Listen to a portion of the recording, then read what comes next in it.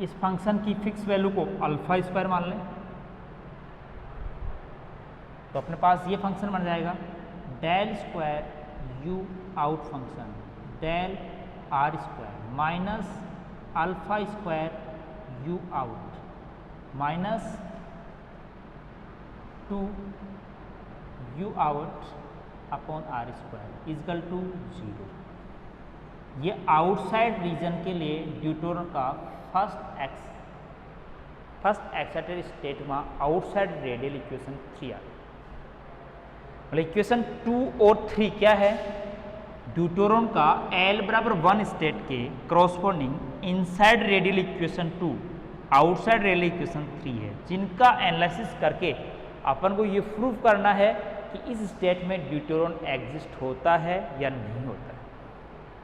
तो इनका सॉल्यूशन करेंगे और ग्राफिकल मतलब फंक्शन यदि वेल डिफाइंड है, हाइपोथेसिस को मैच कर रहे हैं तो एग्जिस्ट होगी, और कॉन्ट्राडिक्शन आएगा तो अपन कह देंगे this state of deuteron not exist.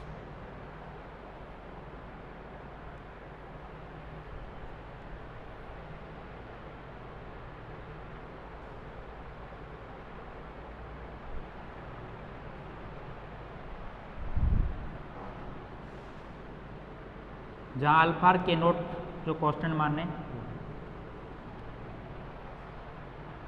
एक इसके अंदर एक थोड़ा सिंप्लीफिकेशन के लिए एक एज्यूशन लेते हैं कि वैसे हायर एक्साइटेड स्टेट ड्यूटोरन की प्रैक्टिकली एग्जिस्ट नहीं है, लेकिन अपन लेट कंसीडर कर लेते हैं कि L बराबर 1 स्टेट इज जस्ट बॉन्ड, इसके above states are not bounded, मतलब एग्जिस्ट होने का तो बॉन्ड होनी चाहिए।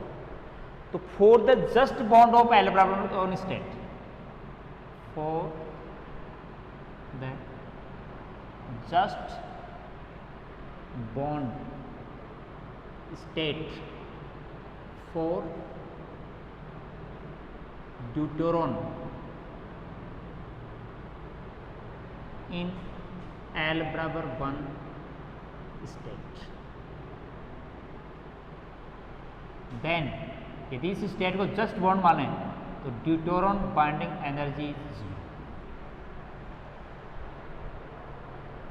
जस्ट बॉन्ड है तो टोटल एनर्जी 0, उसके बाद जस्ट पॉजिटिव आएगी, अनबॉन्ड हो जाएगा। तो इस कंडीशन में देखो के स्क्वायर का जो वैल्यू अपने पास थी m upon H cos square v not minus E D, ये था। तो ये अपने पास ई डी को 0 कर दें तो केवल m v not upon H square, जिसको अपन के नॉट स्क्वायर एज्यूम कर लें, के की वैल्यू के नॉट बन जाए, and for this alpha is 0। मतलब यदि अपन ग्राउंड इस फर्स्ट एक्साइटेड L बराबर 1 स्टेट को ड्यूटोरन की जस्ट बॉन्ड स्टेट माने तो उसकी टोटल बाइंडिंग एनर्जी 0 एज्यूम करें तो के की वैल्यू के नोट में एक फिक्स वैल्यू में कन्वर्ट हो जाती है, अल्फा क्या हो जाता है 0। तो ये अपनी दोनों इक्वेशन और थोड़ी सिंप्लीफाइड हो जाती है। देखिए inside r square k naught square u in 2 in upon r square equal to 0, equation 4 और 3 कैसे चेंज हो जाएगी,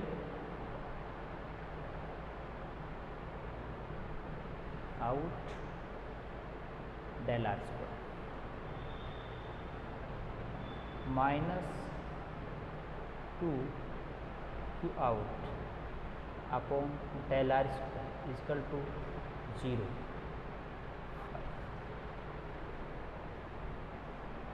ठीक है, अपने पास इस जस्ट बॉन्ड स्टेट के लिए radial equation for inside and outside regions अपने पास इक्वेशन 4 एंड 5 आ गई।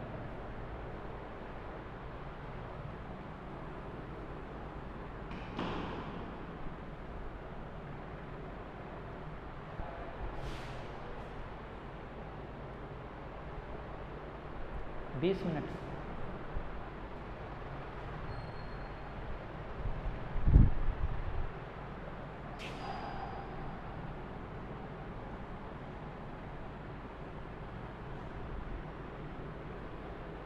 ठीक है, तो इन इक्वेशंस का सॉल्यूशन, देखो इक्वेशन 5 का सॉल्यूशन इजी है, थोड़ा सिंप्लीफाइड है। कैसे? डायरेक्ट ले सकते हैं कि रेडियल आर के मतलब सॉल्यूशन ऐसा होना चाहिए जो इक्वेशन सेटिस्फाई करे। तो यू आउट का सॉल्यूशन को बी अपॉन आर एज्यूम कर लें, तो इस इक्वेशन को सेटिस्फाई करेगा। कैसे? दो बार डिफ्रेंसिएशन करें, पहले एक बार करें तो क्या आएगा? Minus B upon r square. Second time इसका सिंगल सेकेंड ऑर्डर डिफ्रेंसिएशन करें अपॉन डेल आर स्क्वायर, तो क्या जाएगा? माइनस प्लस हो जाएगा 2b अपॉन आर क्यूब। और यदि अपन इस इक्वेशन में ये वैल्यू रखें तो इस सेटिस्फाइड, जीरो हो जाएगा वैल्यू। तो मतलब इक्वेशन 5 का सॉल्यूशन यू आउट आपको जो दिख रहा है वो तो अपने पास b अपॉन आर आ जाएगा। मतलब इक्वेशन 5 तो इजिली सॉल्व होगी, मतलब इनवर्सली डिक्रीजेस फंक्शन होगा इन आउटसाइड रीजन में।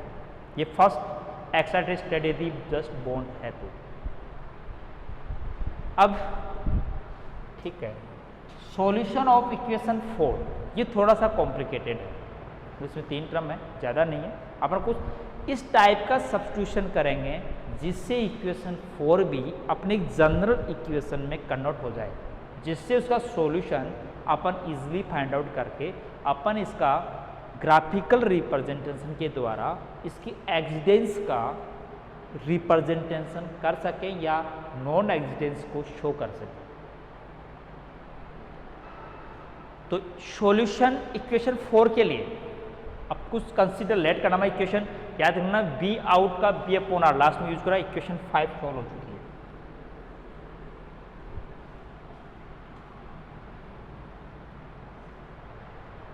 इक्वेशन 4 को सोल्व करने के लिए पहले एक वेरिएबल थोड़ा सा चेंज करते हैं। लेट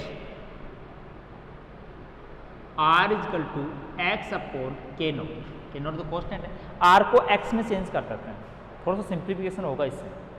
क्यों होगा लास्ट में देख रहे हैं, ऐसी इक्वेशन एक्स में बढ़ा देंगे ताकि इसका सॉल्यूशन थोड़ा इजी हो जाएगा। तो ये जो स्टेप्स है क्यों कर रहे हैं, इसका आंसर ये है कि इसका अपन एक सिंप्लीफाइड इक्वेशन में कन्वर्ट करके सॉल्यूशन, इसलिए अपन इस टाइप का एज्यूशन कर रहे हैं। इन एज्यूशन से सिंप्लीफाइड होगा, लास्ट में वापस वैल्यू रख देंगे x बराबर के नोट आर, तो आर के टर्म में सॉल्यूशन आ जाएगा। तो देखो ऐसा सॉल्यूशन करने से du upon d r equal to, अब u इन है तो अपने पास u आउट निकाल चुके हैं अपने पास, बार बार u इन भी लिखना पड़ेगा, अपन येलो में लिख लेते हैं। तो इसको लिख सकते हो u इन अपॉन x और dx अपॉन dr, ऐसा लिख सकते हैं पार्शियल डिफरेंशिएशन में। तो देखिए इसकी वैल्यू अपने यहाँ से निकाल सकते हैं, मतलब x का r के रेस्पेक्ट में डिफरेंशिएशन करें तो क्या आएगा? K naught, dx upon dr k naught आ जाएगा। तो मतलब k naught d you in upon dx किसके बराबर आ गए?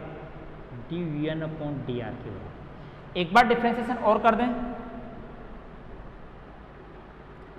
सेकेंड ऑर्डर डिफरेंशिएशन, तो फिर अपने पास वही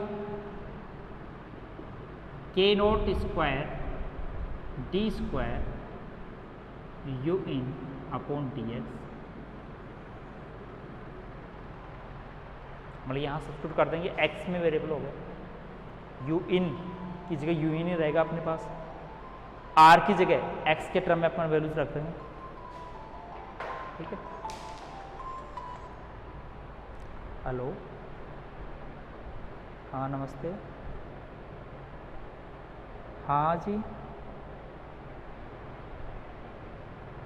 अरे सर वो अभी मैं क्लास ले रहा हूँ, अभी मैं शाम को वो भेजता हूँ आपको आई कार्ड फ़ोटो को, मेरे पास व्हाट्सअप नहीं चल रहा था ना। हाँ मैं भेजता हूँ आपको, है ना, इस नंबर पे ना।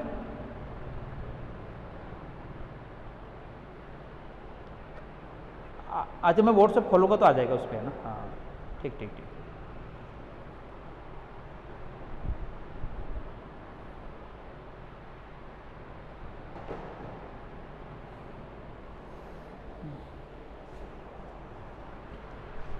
ठीक है, तो इस इक्वेशन में सब्स्टिट्यूशन कर दें तो इक्वेशन देखो 4 कन्वर्ट हो जाएगी एक्स वेरिएबल में, के not square D you in upon D x square, यहाँ एक्स स्क्वायर प्लस के नॉट यू इन माइनस 2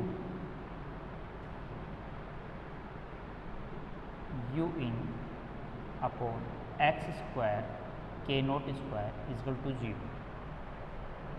के नॉट स्क्वायर कॉमन लेके देख सकते हैं अपन, तो ये del square u in del x square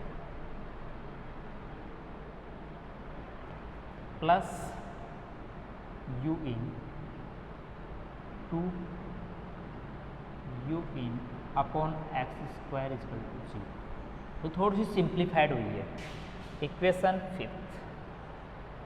तो इक्वेशन 4 को एक कोई लेस सब्स्टिट्यूशन के द्वारा अपने इस टाइप के फॉर्म में चेंज कर ले। केवल अपने पास एक कांस्टेंट एक्स्ट्रा के स्क्वायर आ रहा था, वो कांस्टेंट एलिमिनेशन हो गया। ठीक है, तो अब अपन इक्वेशन 5 को आगे सोल्व करें। अभी ये भी अपने पास एक जनरल इक्वेशन नहीं है, इसे डायरेक्ट अपना सॉल्यूशन ले लें।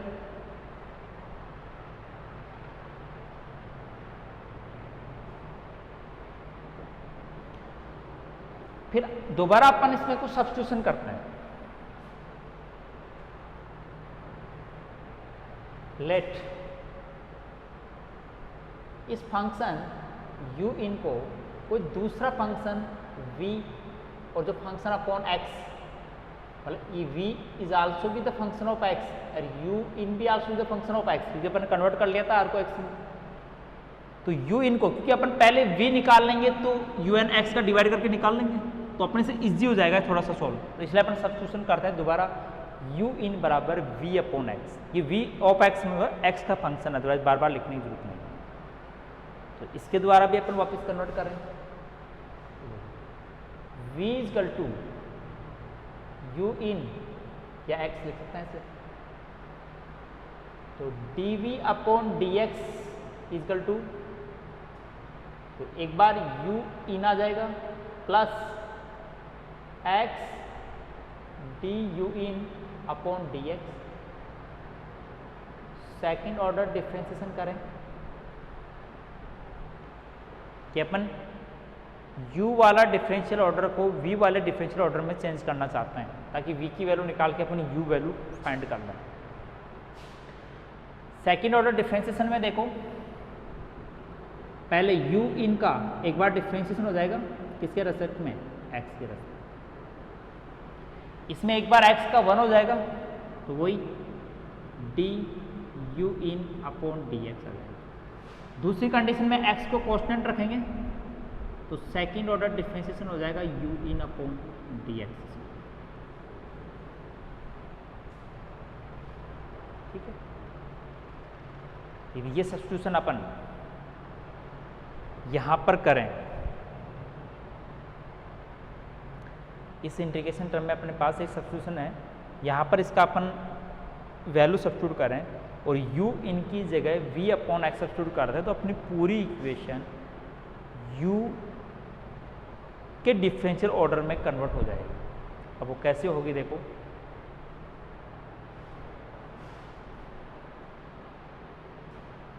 यहाँ पर मैं पहले निकाल रहा हूँ वैल्यू इसकी, तो x का डिवाइड दे दें, सेकेंड ऑर्डर डिफरेंशियल u इन की वैल्यू निकाल लें, D square u in upon D x square.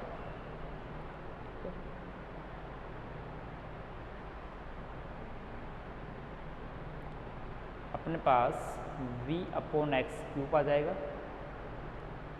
तो अपन सब्स्टिट्यूशन के अंदर मल्टीपल में ले लिया u अपॉन x में लेते हैं, मतलब वी एक्स एज्यूम करते हैं। तो अपने पास कैंसिल नहीं, पूरा v फंक्शन कैंसिल आउट नहीं हो रहा, तो अपन u बराबर एक्स भी ले लेते हैं, तो v बराबर u अपॉन एक्स आ जाएगा। तो इस कंडीशन में first derivative differentiation 1 upon x D you in upon D x और माइनस 1 अपॉन एक्स स्क्वायर और u एज इट इज रहेगा तो u इन। फिर एक बार डिफरेंशिएशन करें v upon D x square, पहले 1 अपॉन एक्स स्क्वायर को कांस्टेंट रख लें तो हो जाएगा second order differentiation D x square.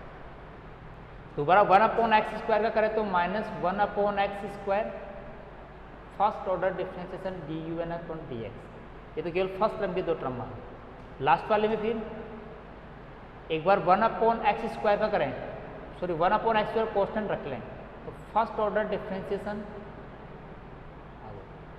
फिर दूसरी कंडीशन में 1 अपॉन एक्स तो 2 आ जाएगा, 2 अपॉन एक्स क्यूब और नेगेटिव पॉजिटिव हो जाएगा। ये भी देखना अपने पास एक्स स्क्वायर का डिफरेंशिएशन, ये नेगेटिव पॉजिटिव इसलिए होगा कि एक्स को माइनस 2 अपॉन एक्स क्यूब और u in.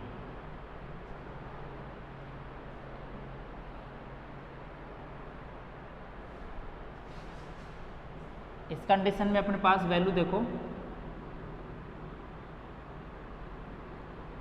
D you x square, इसकी वैल्यू निकालनी है अपन को।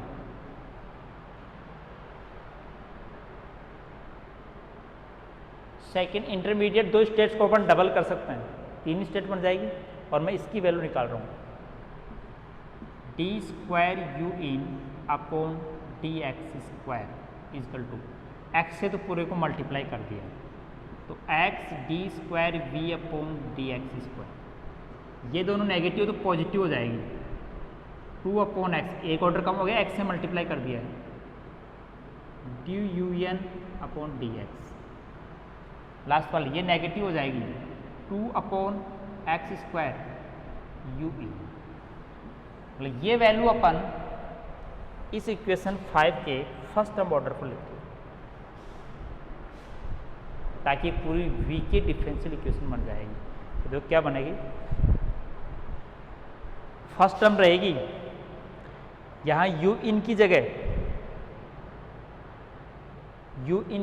क्या लिखा जाएगा एक्स वी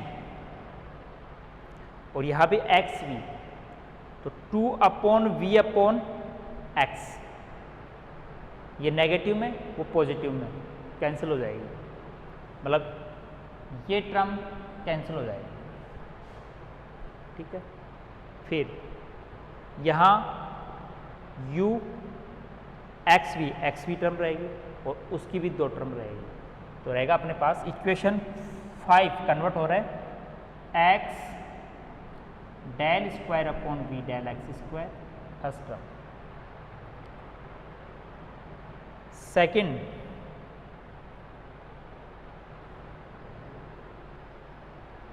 टर्म ये नहीं होगी, टर्म नेक्स्ट वाली कैंसिल होगी।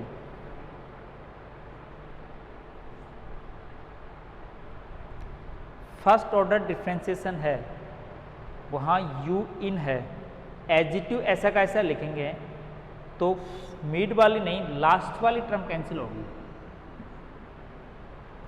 वो नेगेटिव है लेकिन ये भी नेगेटिव है,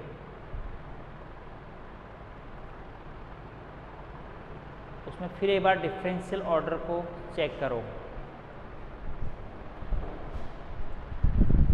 तो value upon D you in square की वैल्यू निकाल रहा था मैं, तो v second order difference negative वाला इधर पॉजिटिव हो गया और पॉजिटिव वाली टर्म नेगेटिव हो गई।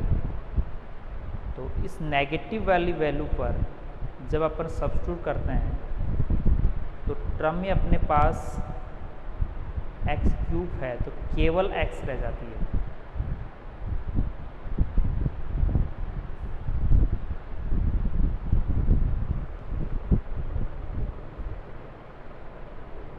मल्टीपल एक्स, तो यू इन में नेगेटिव टर्म से पॉजिटिव कैसे बनेगी? 1/x रह गया, -1/x² आ गया, 1/x एजिटिव रह गया, -1/x² आ गया फर्स्ट डेरिवेटिव, फिर नेगेटिव पहले से ही 1/x² है, नेगेटिव है, नेगेटिव से पॉजिटिव हो गया, और पॉजिटिव से 2/x³ हो गया, यू इन हो गया। अब हम वैल्यू निकाल रहे हैं इसकी, पहले x से पूरे को मल्टीप्लाई कर दिया तो x² रहेगा, यहाँ x², यहाँ x और ये x से मल्टीप्लाई हो गया। अब इसकी वैल्यू निकालने के लिए इसको उस साइड में लेके गए तो क्या बन गया? नेगेटिव।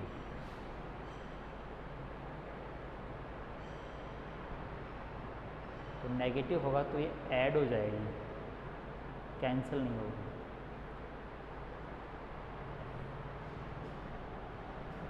ठीक है, एक बार वैल्यू रख के देखते हैं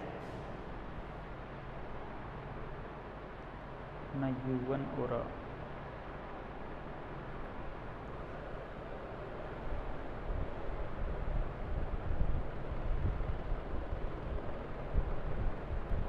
सेकेंड ऑर्डर डिफरेंशियल ऑर्डर आ गया अपने पास, del square u1 e1 equal two plus, और यहाँ सब्स्टिट्यूट करते फर्स्ट टर्म तो ये बच गई, मैं लिखता हूँ सेकेंड टर्म बच गई 2/x dun/dx,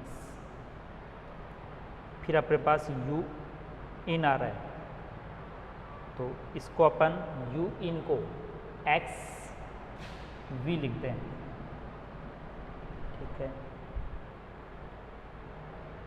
एक्स वी लिख दें, और ये -2 यू इन और x² डबल 4 हो जाएगा, -4 x v, तो x की एक पावर और कम हो जाएगी, 4vn/x, मतलब v है 4v/x इक्वल टू 0।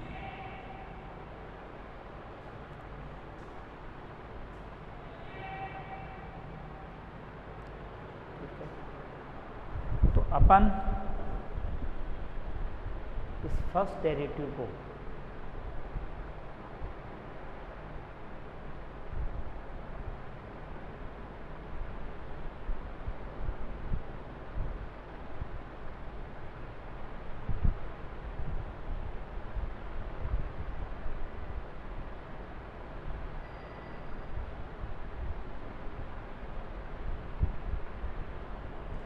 मैं यहाँ पर एज्यूप्शन एक बार और रिट्राई कर लेता हूँ, अदरवाइज अपने पास ये कॉम्प्लिकेट इतनी इक्वेशन नहीं बनती, लेकिन फिर भी ये सही से मैंने सब्स्टिट्यूशन ये माना है। यदि मैं सब्स्टिट्यूशन ये मान लूँ कि v इक्वल टू un/x, पहले अपन ये ले लें,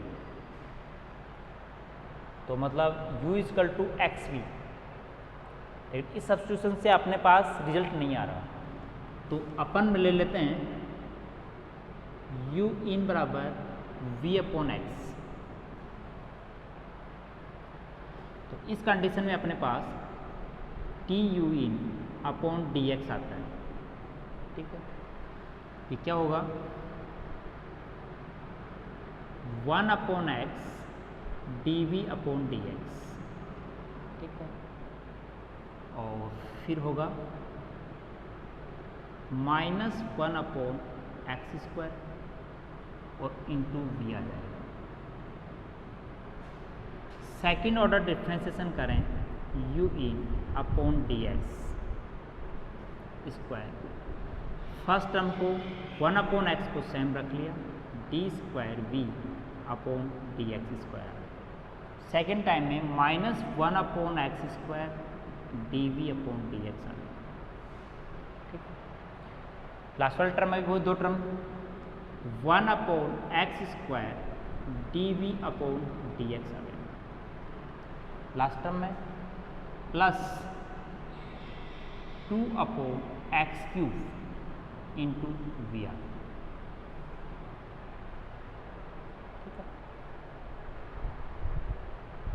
कुछ और सॉर्ट आउट कर दें, d square u in upon D x square 1 upon x d square v upon D x square minus 2 upon x square d v upon D x plus 2v upon x cube. ठीक है, ये अपन substitution करेंगे equation 5 में। और late अपना इसमें u बराबर v upon x है।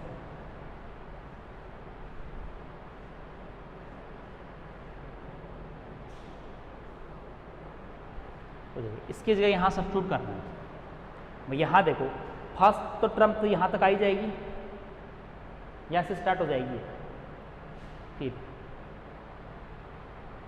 यहाँ क्या आ गया यू इन बराबर प्लस v अपॉन एक्स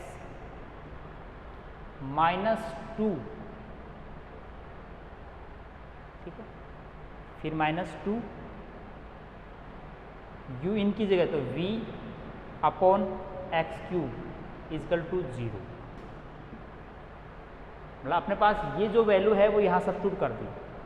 अब इसमें देखो कैंसिल हुआ 2vx क्यूब चेंज हो गया। तो रिमेनिंग क्या बची डिफरेंशियल इक्वेशन 1 अपॉन एक्स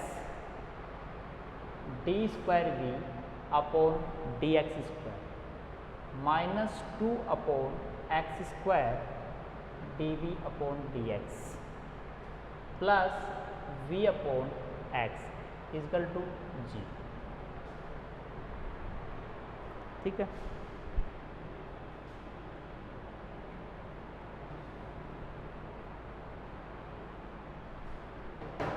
तो अपन इस डिफरेंशियल इक्वेशन को सोल्व आउट करने के लिए देखो एक बार x से मल्टीप्लाई कर लो, थोड़ी और इजी बन जाएगी। D square v upon D x square minus 2 upon x d v upon D x plus v equal to 0।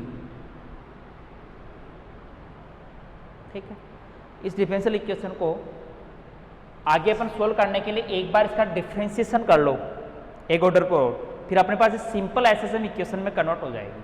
तो एक बार डिफरेंशिएशन करने पर इसका थर्ड ऑर्डर हो जाएगी d v upon D x cube, first term होगी कंप्लीट। सेकेंड टर्म में मैं 2 अपॉन एक्स को कांस्टेंट रख रहा हूँ, second order differentiation d v upon D x square. ठीक है, d upon D x constant वो 1 अपॉन एक्स स्क्वायर का माइनस एक्स स्क्वायर, तो माइनस माइनस क्या हो गया plus 2 upon x square d v upon D x plus d v upon D x equal to 0। ठीक है, मैं इसको एक सिंपल फॉर्म में लिख रहा हूँ कि डी वी अपॉन एक इस टाइप का सब्स्टिट्यूशन करते हैं कि अपने पास एसएसएम इक्वेशन बन जाए, 3 टर्म को बन गया, एक डिफरेंशियल ऑर्डर का आएगा डी अपॉन डी एक्स की वापस वैल्यू वही आनी चाहिए 1 अपॉन, तो 1 upon x d v upon D x. एक बार चेक कर लो कि 1 upon x d v upon D x को डिफ्रेंशिएट करने पर अपने पास ये इक्वेशन बन रही है क्या, जिसमें एक टर्म अपने पास ये से ही रहनी चाहिए। ये तब बनेगी जब 1 अपॉन एक्स का पूरी इक्वेशन में पहले डिवाइड कर लो। ये कब बन जाएगा, देखो पूरी को 1 अपॉन एक्स से मल्टीप्लाई कर रहा हूँ, तो स्क्वायर हो गया, क्यूब हो गया और ये एक्स हो गया। ठीक है, तो plus 1 upon x d v upon D x equal to 0। ये देखना इन तीनों टर्मों की वैल्यू ये डिफ्रेंशिएशन आना चाहिए।